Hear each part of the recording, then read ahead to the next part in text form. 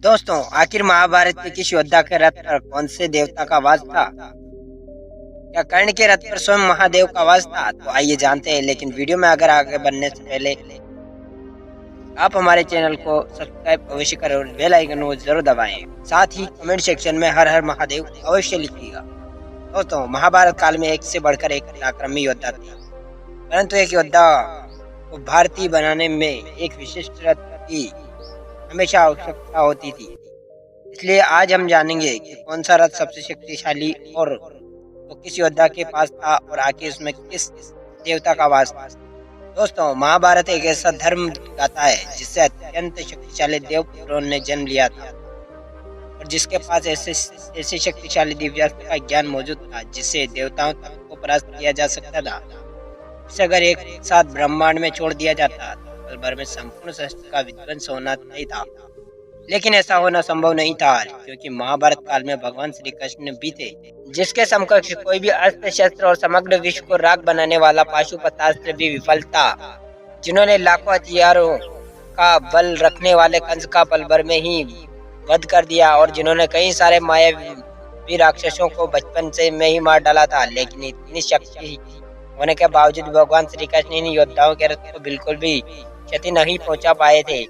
तो आखिर कौन थे वो योद्धा जिनके दिव्य रथ के कारण भगवान श्री कृष्ण अपने सुदर्शन चक्र से भी उसके रथ को नष्ट नहीं कर पाए थे? वैसे ही आपको पता है कि महाभारत काल में किस योद्धा के रथ पर कौन से देवता का वास था? वैसे सबसे पहले तो आप भगवान श्री कृष्ण का ही नाम लेंगे, जो स्वयं अर्जुन के रथ पर विराजमान थे और इनकी ध्वजा के रूप में स्वयं भगवान हनुमान जी वास थे।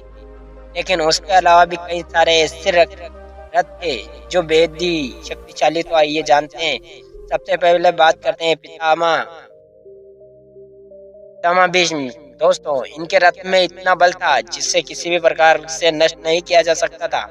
उसके रथ में इतनी शक्ति थी, यदि भीष्म अपने रथ से नीचे उतरकर समर्पण न करते तो उनकी मृत्यु असंभव थी, क्योंकि उनके रथ में 6 प्रकार के शक्तिशाली थे जिनकी शक्तियों का अंदाजा इसी बात से लगा सकते थे। जब वो चलते थे धरती कांपने लगती थी। जिन घोड़ों की मात्र एक कर से बड़ा हाथी भी गिर पड़ता था। इसमें भी जो यह रथ है उसके पिता शांतनु जी ने वरदान स्वरूप दिया था। और जब महाभारत युद्ध चल रहा था तब पिताजी ने पितामह भीष्म ने अकेले ही पांडवों की आधी सेना का विध्वंस कर दिया था। अब इसके बाद जब पांडवों ने पितामह भीष्म के समकक्ष हाथियों से निर्मित रचना की थी, पितामह ने बिना किसी अस्त्र के प्रयोग करे उस व्यूह को तोड़ दिया था। अपने पितृ श्री कृष्ण जी से पूछा कि वसुधन बिना किसी अस्त्र के पिता महा ने या प्रकार ये व्यूह तोड़ा।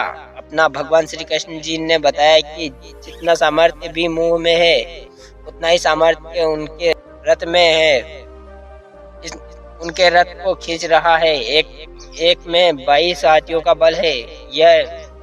अब यह सुनकर अर्जुन कहते हैं, हे केशव, ऐसे तो हम अपने किसी भी अस्त्र से रोक नहीं सकते हैं। आप तब श्री कृष्ण जी कहते हैं कि उनकी चिंता ना करो, पर समय आने पर उन्हें भी परास्त होना होगा। और आगे जाकर भी उनमें पितामह ने स्वयं पांडवों को बताया कि जिस प्रकार उनकी मृत्यु हो सकती है। और इसके बाद अर्जुन ने स्वयं शिखंडी को ढाल बनाकर 20 में पितामह को आत्मसमर्पण करने पर मजबूर कर दिया था, जिसके परिणाम स्वरूप स्वयं पितामह ने 20 महीने रहकर अपने सभी अस्त्र शस्त्रों को त्याग दिया। और इसके बाद स्वयं अर्जुन और सारे पांडवों ने मिलकर भीष्म को बाणों की सैया पर लेटा दिया।